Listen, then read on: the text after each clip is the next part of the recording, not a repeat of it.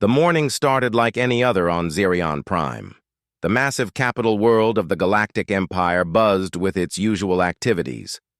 Alien diplomats floated, crawled, and walked through the crystal corridors of the Grand Assembly Building.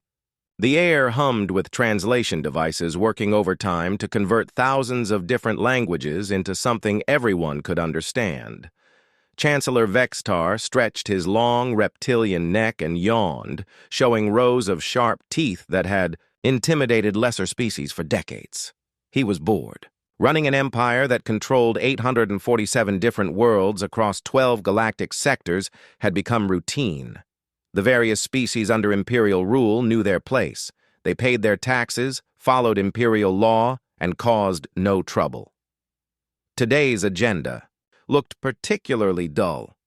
A few trade disputes between mining colonies, some complaints about shipping routes, and somewhere near the bottom of the list, a meeting with representatives from that small human colony cluster in the Outer Rim territories.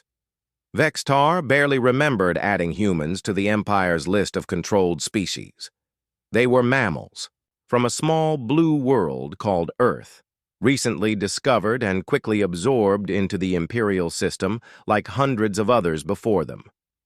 The Grand Assembly Hall stretched out like a vast amphitheater carved from living crystal.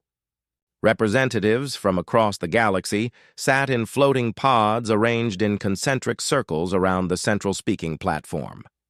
The insectoid Hivari clicked their mandibles in quiet conversation. The crystalline resonance chimed in harmonic frequencies that sounded like wind through glass caves. The gaseous nebuloids drifted in their containment suits, their forms shifting like colored smoke.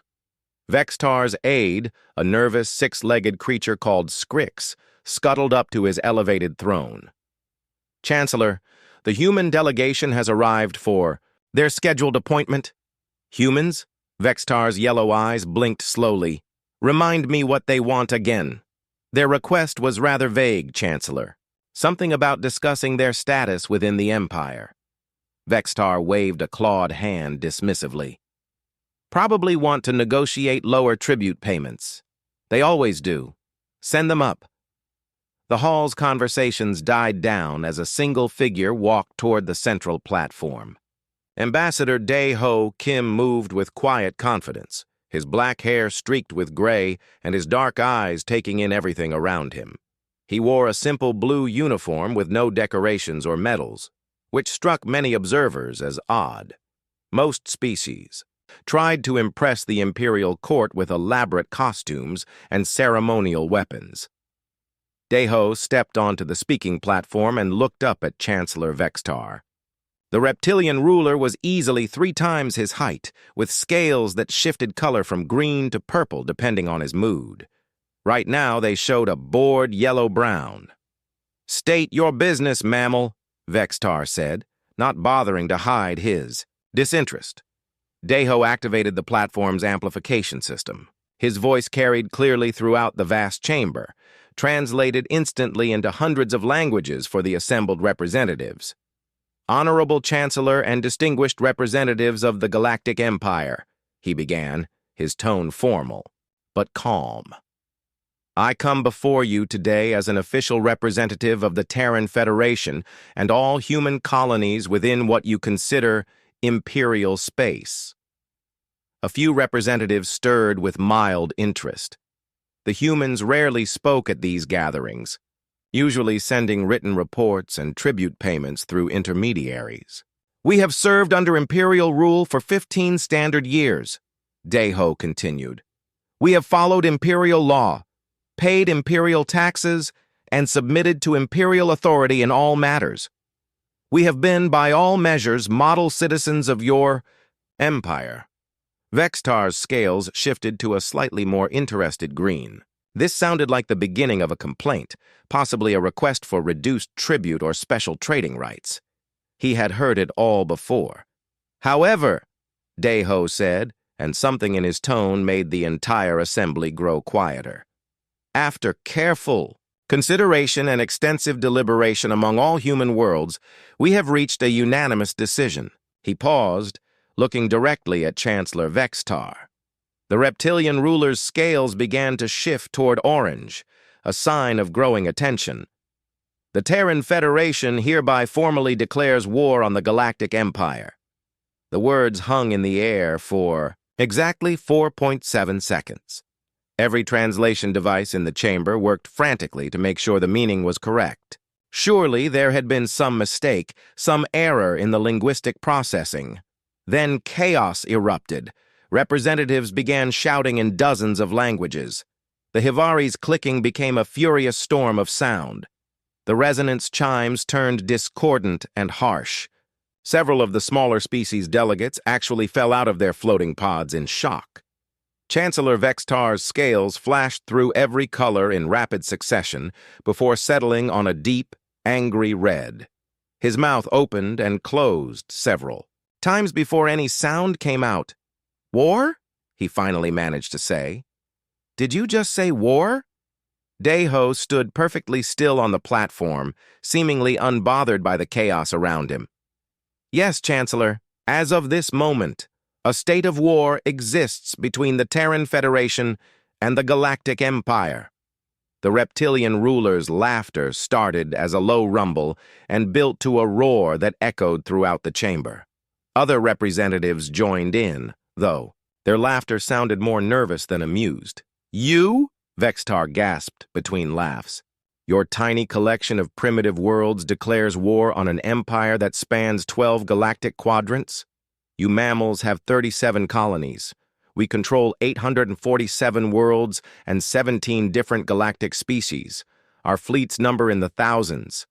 Your entire population could fit on a single imperial city world." Deho waited for the laughter to die down before responding. "Nevertheless, Chancellor, the declaration stands. All human worlds have withdrawn from imperial authority as of 6 hours ago, Standard Galactic Time. We no longer recognize imperial law, imperial taxation, or imperial sovereignty over human space." The laughter stopped abruptly. "This is madness," Vextar snarled, his scales now a deep purple that indicated genuine anger. "You cannot simply declare independence from the Empire. No species has ever successfully rebelled against imperial authority. We have crushed hundreds of uprisings over the past millennium." "We are not rebelling, Chancellor," Deho said calmly. "We are declaring war. There is a significant difference. Across the galaxy, on a heavily defended space station orbiting Earth, Admiral So-Young Park watched the proceedings through a quantum communication link. Her weathered hands were clasped behind her back as she observed the chaos in the Imperial Assembly. Around her, the command center of Terra Station hummed with quiet activity. "Phase 1. Complete, Admiral," reported her aide, Commander Hyunwoo Lee. "All human colonies have confirmed cessation of Imperial communications. Trade routes are being redirected as planned." So-Young nodded without taking her eyes off the screen. "And our deep reconnaissance teams?" "In position throughout Imperial space, Admiral. They have been for the past 6 months. On the screen, they watched Chancellor Vextar rise from his throne, his massive form towering over the assembly hall. "Human," he growled at Deho, "you have just signed your species' death warrant. The Imperial Navy will crush your worlds like insects. Your cities will burn, and your people will serve as examples to any other species foolish enough to challenge Imperial authority." Deho looked up at the enraged reptilian ruler without flinching. "You are welcome to try, Chancellor.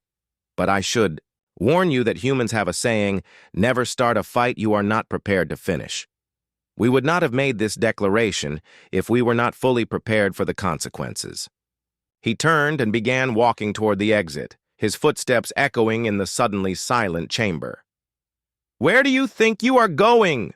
Vextar roared. Deho paused at the chamber's entrance and looked back. "Home, Chancellor. We have a war to fight."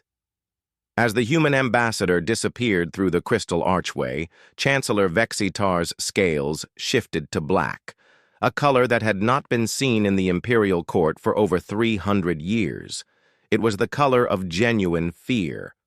3 weeks had passed since the human declaration of war, and Imperial Fleet Admiral Zorthak was growing tired of the jokes. Every officer in the Imperial Navy seemed to have a new comment about the great human threat or the terrifying mammal invasion. Even his own bridge crew had started making quiet remarks about fighting an enemy that still used chemical rockets for basic transportation. Zorthak was a proud member of the Dracani warrior caste, a species that had earned its place in the imperial hierarchy through centuries of successful military campaigns. His scaled hide bore the ritual scars of 17 major battles, and his record of victory was perfect. He had never lost a single engagement in 40 years of service. Standing on the bridge of his flagship Imperial Vengeance, Zorthak watched the final ships of Battle Group 47 move into formation, 200 vessels spread out in perfect alignment, their hulls gleaming with the distinctive purple and gold of the Imperial Navy. Dreadnoughts the size of small cities drifted alongside fast attack cruisers and support vessels. It was enough firepower to reduce a dozen worlds to cosmic dust. "Admiral," his communications officer reported, "we are receiving final clearance from Imperial Command.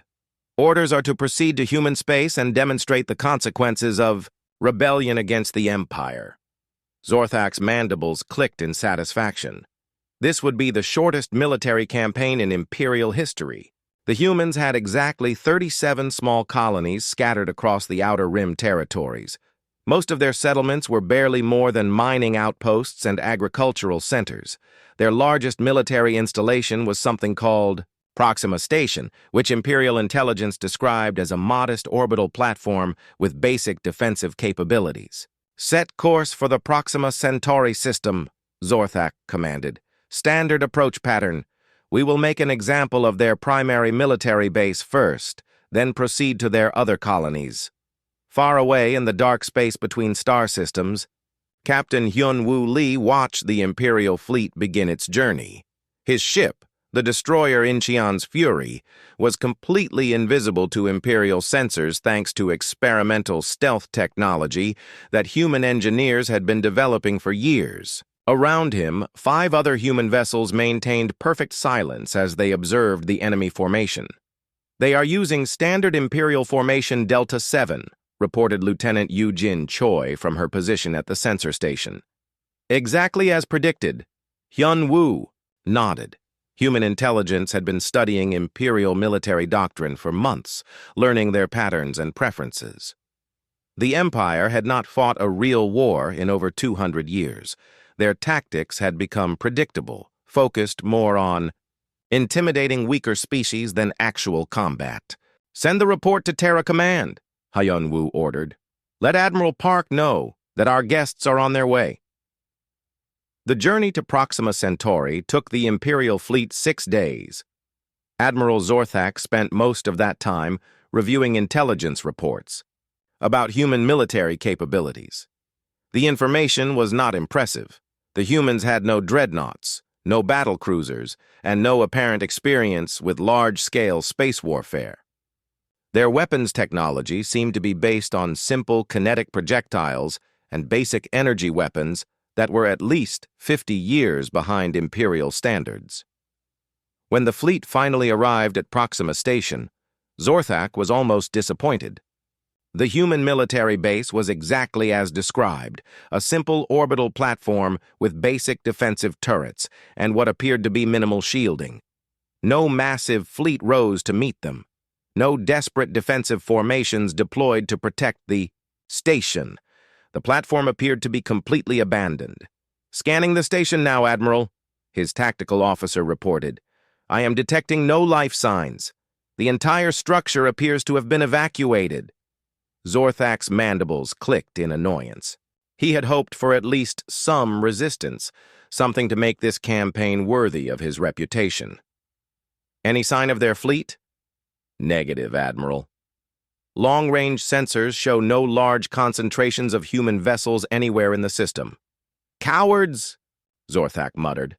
"They abandoned their own military base rather than face Imperial justice. Very well. Destroy the station and proceed to their colony worlds. Perhaps we will find someone willing to fight there." The destruction of Proxima Station took less than 10 minutes. Imperial weapons reduced the metal structure to glowing debris that scattered across space like dying stars. Zorthak felt no satisfaction from the easy victory. There was no honor in destroying empty buildings. The fleet moved on to the Tau Ceti system, where intelligence reports indicated 3 major human colonies. As they approached the first world, New Sol, Admiral Zorthak finally saw what he had been hoping for: a human fleet. It was not impressive. 12 small vessels, probably civilian ships hastily converted for military use, moved to intercept the Imperial formation. They looked like insects facing a storm. "Should we accept their surrender, Admiral?" his communications officer asked. "Do they appear to be surrendering?" Zorthak replied. "No, sir. In fact, they seem to be attacking." The human ships opened fire with weapons that seemed primitive by Imperial standards. Simple projectile weapons and basic energy beams that barely scratched the armor of Imperial vessels. Zorthak was about to order a quick end to the pathetic resistance when his tactical officer shouted a warning. "Admiral, I am reading massive energy signatures from the asteroid belt." The rocks were moving. What Zorthak had assumed were natural asteroids suddenly revealed themselves to be camouflaged weapon platforms. Heavy guns emerged from hidden positions and began firing on the Imperial fleet with surprising accuracy. At the same time, the 12 human ships that had seemed so helpless moments before suddenly displayed capabilities that Imperial intelligence had completely missed. Their simple hulls opened to reveal advanced missile systems. Their basic energy weapons turned out to be powerful particle beams that could cut through Imperial shields. But what shocked Zorthak most was their tactics. The human ships did not fight like any civilized species. They used ramming attacks, diving their vessels directly into Imperial cruisers in suicide runs that destroyed both ships. They hacked into Imperial computer systems, turning the Empire's own weapons against their fleets. They used their cargo vessels as massive kinetic weapons, accelerating empty ships to incredible speeds and smashing them into Imperial formations. "This is impossible!" Zorthak's tactical officer shouted over the chaos. "How are they penetrating our defensive systems?" The answer came in the form of a civilian mining ship that somehow appeared directly behind the Imperial Vengeance. Its industrial cutting beams, designed for asteroid mining, began slicing through the flagship's rear armor like it was paper. Admiral Zorthak watched in horror as his perfect formation fell apart under the most unconventional attack he had ever witnessed. The humans were not just fighting. They were fighting dirty, using methods that no respectable military force would ever consider. When a human cargo hauler filled with explosives rammed directly into his second-largest dreadnought, causing a chain reaction that destroyed 3 more Imperial vessels, Zorthak made a decision that would haunt him for the rest of his career. "All ships retreat. Emergency jump to hyperspace." As the surviving Imperial vessels fled the Tau Ceti system, Zorthak stared at the tactical display showing his losses. Of the 200 ships he had brought to crush the human rebellion, only 97 were still operational. The rest were either destroyed or too damaged to continue fighting. He had just suffered the first Imperial naval defeat in over 300 years, and it had been inflicted by a species that was supposed to be primitive and helpless. In the wreckage of the battle, Captain Hyunwoo Lee's stealth destroyer emerged from its hiding place to assist with rescue operations. As he watched Imperial escape pods being collected by human ships, he activated his communication system. "Terra Command, this is Captain Lee. Phase 2 is complete. The Empire has learned their first lesson about human warfare." The news of Admiral Zorthak's defeat spread through Imperial space like wildfire. On the capital world of Zerion Prime, Chancellor Vextar paced back and forth in his private chambers, his scales shifting through angry colors as he read the battle. Reports: 100 Imperial ships destroyed by primitive mammals. It was impossible to believe, yet the evidence was right there in the tactical data. War Marshal Thylex the Conqueror stood quietly in the corner, his massive form casting shadows across the crystal walls. Thylex was a legend in Imperial military circles, a strategic genius who had never lost a single campaign in 60 years of warfare. He was the Empire's ultimate weapon, saved for only the most serious threats. "How?" Vextar demanded, throwing the datapad across the room where it shattered against the wall. "How did those pathetic mammals defeat an entire Imperial battle group?" Thylex spoke in his deep, measured voice. "They did not fight according to accepted military doctrine, Chancellor. Their tactics were chaotic, unpredictable, and completely without honor." "Honor?" Vextar's voice rose to a shriek. "They destroyed 100 of our finest ships. I do not care about honor anymore. I want them crushed." "Then you have called the right person," Thylex replied. "I will mobilize the 12th Grand Fleet. 5,000 ships, including our most powerful dreadnoughts. No force in the galaxy has ever stood against such firepower." While the Empire prepared its massive response, something very different was happening in the darkness between the stars. Commander Min-Ho Quan sat in the command chair of the stealth carrier Soul's Shadow, watching his tactical display with satisfaction. Around his ship, 47 other human vessels drifted in complete silence, invisible to Imperial sensors. They were deep inside Imperial territory, farther from human space than any official expedition had ever traveled. For the past 6 months, while the Empire had focused on the Outer Rim colonies, human ships had been quietly infiltrating the core regions of Imperial space. "Status report," Min-Ho commanded quietly. Lieutenant Eunjung Han, the ship's intelligence officer, consulted her display. "Strike Team Alpha has successfully sabotaged the communication relay at Draconis Station. Strike Team Beta has eliminated the Imperial Supply Depot at Wolf 359. Strike Team Gamma reports that the orbital defense platforms around Vega Prime have been compromised." Min-Ho smiled.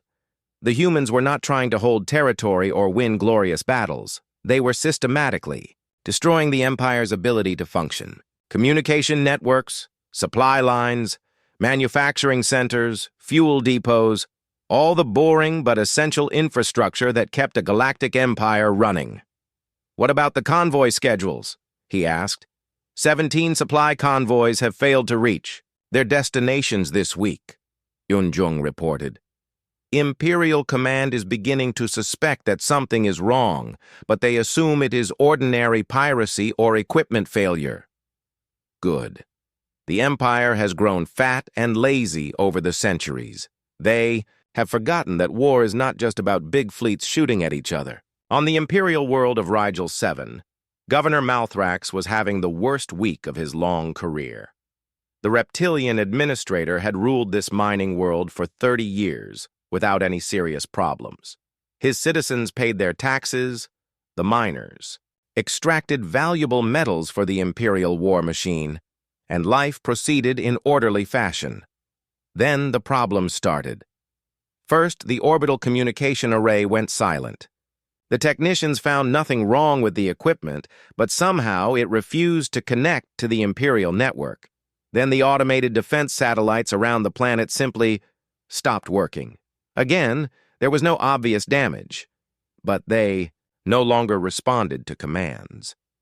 Yesterday, a supply convoy carrying food and medical supplies had simply vanished between the Rigel system and the nearest Imperial depot. Long-range sensors showed no debris, no distress signals, nothing. 20 cargo ships had disappeared as if they had never existed. "Governor," his aide scuttled into the office on 6 nervous legs. "We have another problem. The fuel depot at Mining Station 7 has been destroyed." Malthrax's scales turned pale. "Destroyed? By what? There are no rebel groups on this world. Our security forces report no unusual activity." "The explosion appears to have been caused by a malfunction in the fusion reactor, sir, but the timing is suspicious.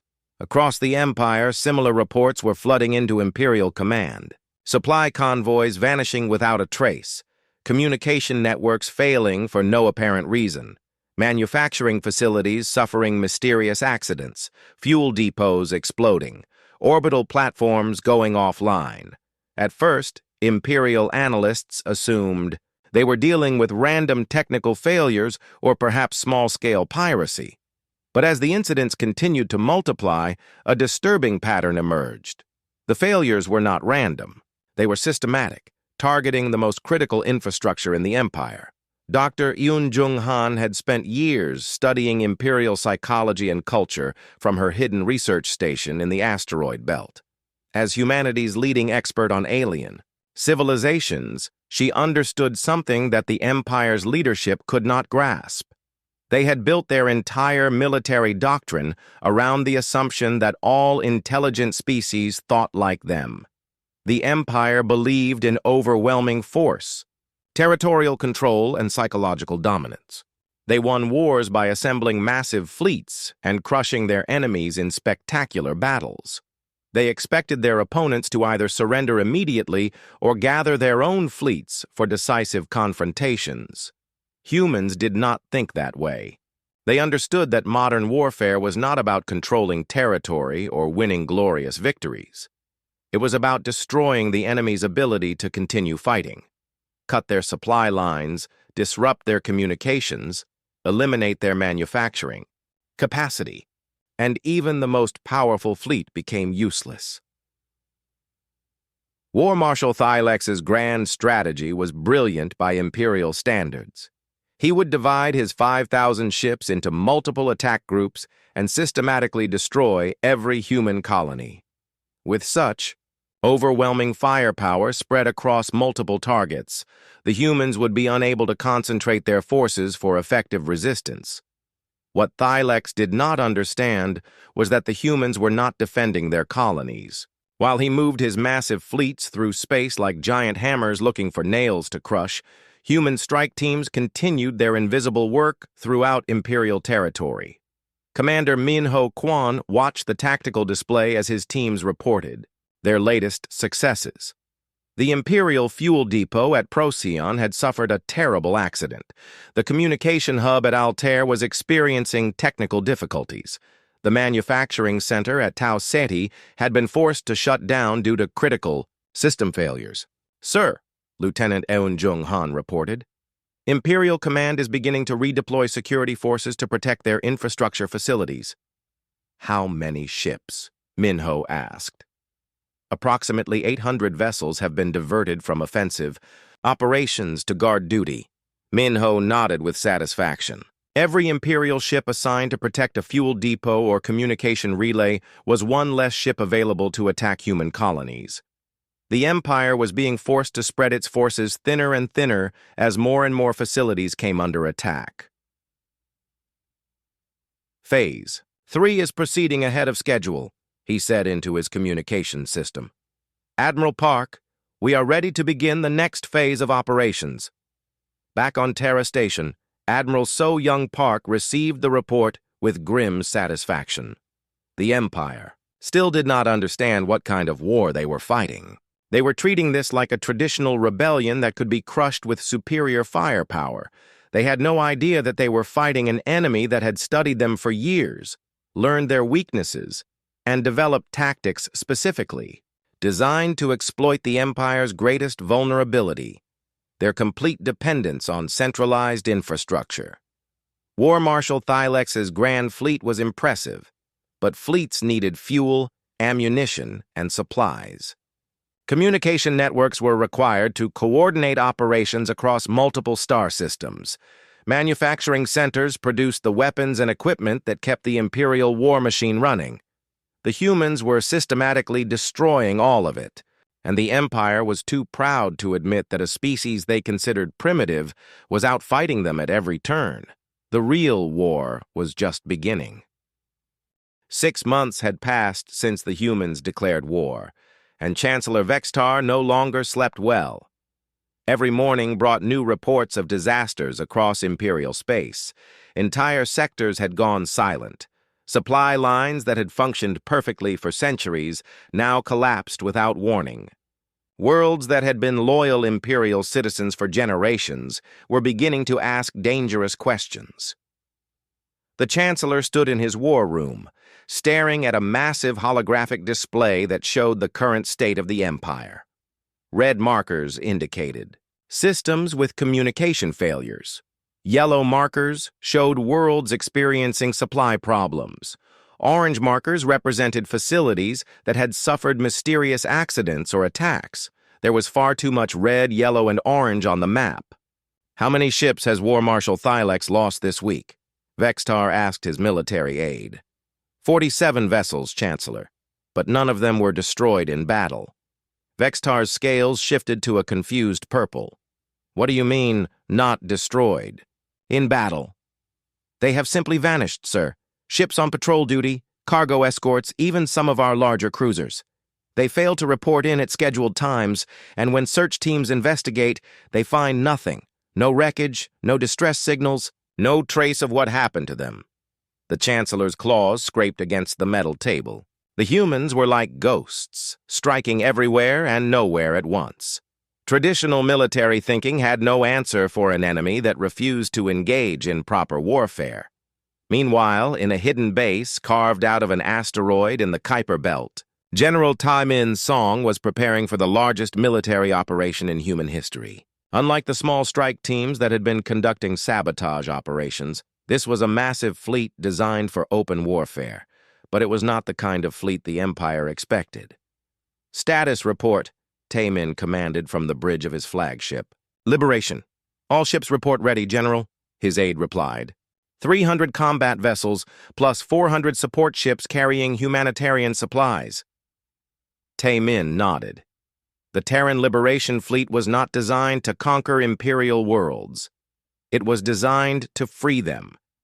Every ship in the fleet carried food, medical supplies, communication equipment, and most importantly, information about the true nature of Imperial rule. Captain Ji-Hai Nam, head of psychological operations, had spent months preparing for this moment. Her teams had studied every species under Imperial control, learning their languages, their cultures, and their grievances against the Empire. "General," Ji-Hai reported, "we have established contact with resistance groups on 17 Imperial worlds. The Vermani on Kepler 442b are ready to begin their uprising. The Haidari and the Glisa system have agreed to coordinate their rebellion with our arrival. Even some of the Dracani colonies are showing signs of discontent." For the first time in 1,000 years, the Empire was facing something it had never encountered: coordinated rebellion across multiple species and star systems. The humans had done something the Empire believed impossible. They had united the galaxy's oppressed peoples against their oppressors. On the industrial world of Kepler 442b, a Vermani worker named Zixtar read the message that had appeared on his personal communication device. The text was written in perfect Vermani script, something that should have been impossible for an outside species to accomplish. "People of Kepler 442b," the message began, "you have served the Galactic Empire for 600 years. You have mined precious metals from your world's core. You have built ships for the Imperial Navy. You have sent your young to fight in Imperial wars. What has the Empire given you in return?" Zixtar knew the answer: poverty, oppression, and the constant threat of punishment for any sign of disobedience. The Vermani had once been a proud species with their own government and culture. Now they were little more than slaves, kept in line by Imperial security forces. "The humans offer you a choice," the message continued. "Stand with us, and we will help you reclaim your freedom. Your world, your resources, and your future will belong to you, not to distant masters who see you only as tools to be used." Similar messages were appearing across Imperial space, broadcast on frequencies that Imperial authorities could not block or trace. On the aquatic world of Glisa 6667c, the Haidari received instructions for sabotaging Imperial underwater facilities. On the mining colonies of Wolf 359, even some Dracani workers began to question why they served an empire that treated them as expendable. Captain Ji-Hye Nam had crafted each message carefully, appealing to specific grievances and cultural values. The humans were not asking these species to become human allies. They were offering them something the Empire had never provided: the chance to govern themselves. War Marshal Thylex received the first reports of widespread rebellion while his flagship was hunting for human raiders in the Vega system. The news was devastating. 17 Imperial worlds had declared independence simultaneously. Orbital defense platforms were being turned against Imperial ships. Local security forces were joining the rebels instead of fighting them. "This is impossible," Thylex growled, his massive claws leaving marks in his command chair's armrests. 17 different species cannot coordinate a rebellion without our intelligence services detecting it. How did the humans organize this? His intelligence officer, a nervous Scrix named Clackix, scuttled forward with the latest analysis. "Sir, we believe the humans have been infiltrating our communication networks for months. They have been sending messages directly to civilian populations, bypassing all Imperial security protocols." "And saying what?" "They are telling the truth about Imperial policies, sir. Tax rates, labor conditions, military conscription quotas, resource extraction profits, information that most Imperial citizens are not supposed to know." Thylex's mandibles clicked in frustration. The Empire's power had always been based on controlling information. Most Imperial citizens never learned how much wealth their worlds generated or how little of it they were allowed to keep. They never knew that their military service was essentially forced labor or that their governments were puppets controlled by Imperial administrators. The humans had weaponized truth itself. Admiral So Young Park watched the rebellion reports from her command center with quiet satisfaction. Everything was proceeding according to plan.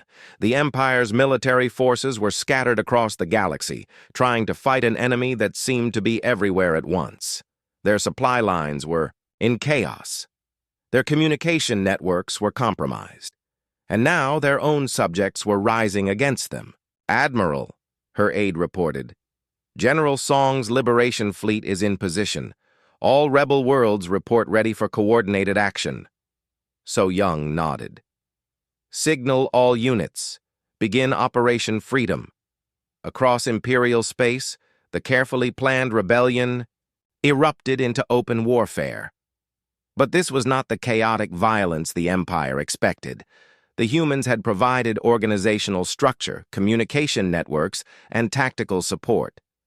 Instead of random uprisings that could be crushed individually, the Empire faced a coordinated revolution involving dozens of species and hundreds of worlds. On Kepler 442b, Vermani workers seized control of the orbital shipyards and began producing vessels for their own defense. On Gliese 667c, Hydari forces captured the Imperial governor and declared their world's independence. Even on some Draconi colonies, local populations turned against the Imperial administration that had exploited them for generations. War Marshal Thylex found himself fighting a war unlike anything in Imperial history. Every time his forces moved to crush one rebellion, 3 more erupted in different sectors. His ships were designed for fleet-to-fleet combat, not for occupying hostile populations or protecting supply convoys from guerrilla attacks. For the first time in his long career, the great military strategist was losing, and he knew it. Chancellor Vexitar received the final reports in his private chambers, his scales shifting through colors that had not been seen in the Imperial court for centuries. The Empire was collapsing, from within, torn apart by the very species it had oppressed for a millennium. The humans had not conquered the Empire. They had liberated it from itself. War Marshal Thylex stood on the bridge of his flagship Imperial Dominion, staring at the tactical display with growing desperation.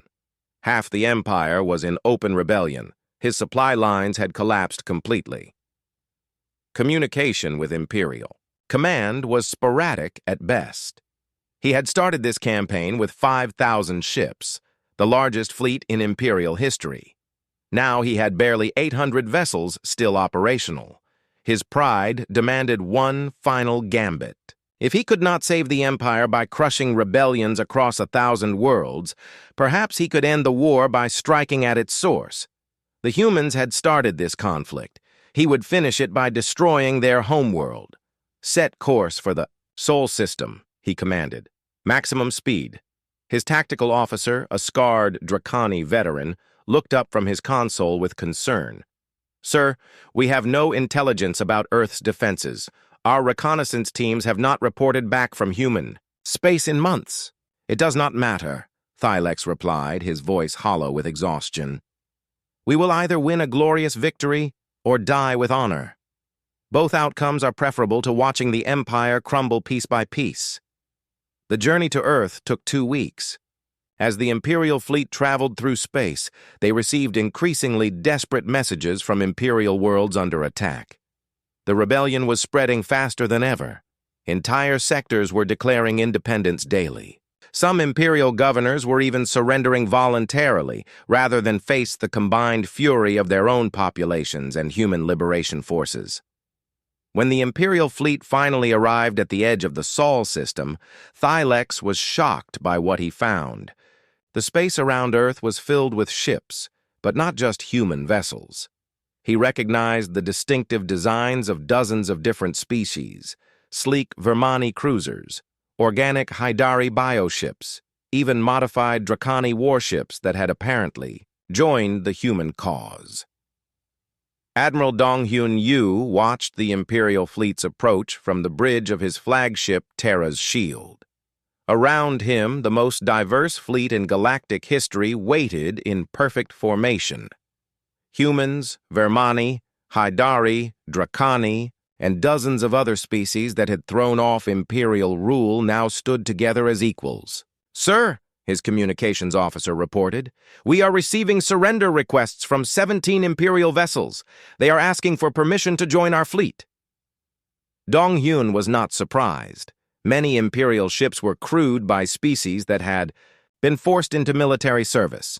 Now that they knew they had a choice, some were abandoning the empire that had enslaved them. Accept their surrender and assign them to the rear formations, he commanded. Any Imperial crew members who wish to return home will be allowed to do so. The Battle of Sol became a masterclass in human military innovation. Rather than meeting the Imperial fleet in a single massive engagement, the human defensive strategy used the entire solar system as a battlefield. The first Imperial ships encountered resistance in the asteroid belt, where hidden weapon platforms emerged from concealed positions among the rocks. As the Imperial fleet pushed deeper into the system, they faced new challenges at every level. Solar flares, somehow directed by human technology, disrupted Imperial sensors and communication systems. Weaponized comets, their courses altered by human engineering, smashed into Imperial formations. Even the gas giant Jupiter had been turned into a defensive position, with human ships using its massive gravitational field to accelerate projectiles to incredible speeds. But the most shocking moment came when the Imperial fleet finally reached Earth's orbit. War Marshal Thylex expected to find desperate defenders making a final stand around their homeworld. Instead, he discovered something that challenged everything he understood about warfare. The humans were not trying to destroy his fleet. They were capturing it. Dr. Sung-Ho Park had spent years developing quantum restraint technology, originally designed for asteroid mining operations. The massive field generators hidden throughout Earth's orbital space could create energy nets capable of immobilizing entire starships without damaging them. One by one, Imperial vessels found themselves trapped in invisible fields that held them, motionless in space. Their weapons still functioned.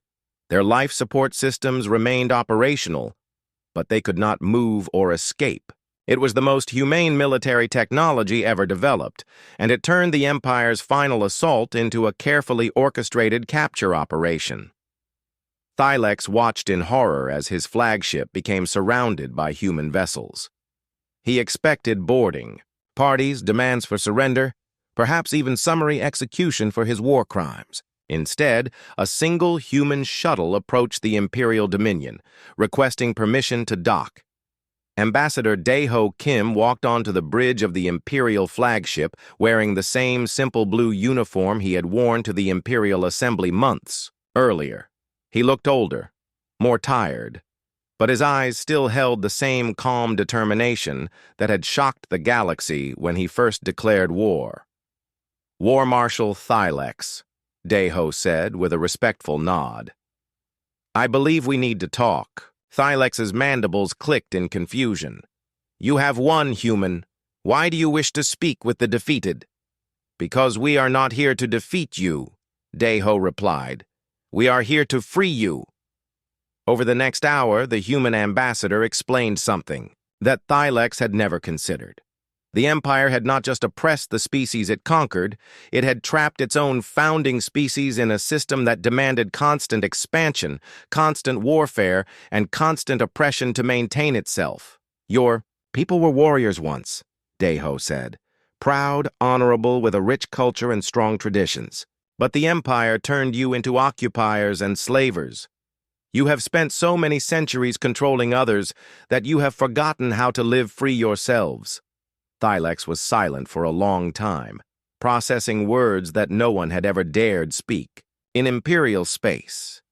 Finally, he asked, "What do you want from us?" "The same thing we want for every species in the galaxy," Daeho replied. "The chance to choose your own path, to govern yourselves according to your own values and traditions, to be partners in building something better instead of masters ruling over slaves." 6 months later, Chancellor Vextar signed the formal dissolution of the Galactic Empire in the same assembly hall where humanity had first declared war. The ceremony was attended by representatives of over 400 species, all equal participants in the new coalition of free worlds. The transition was not perfect.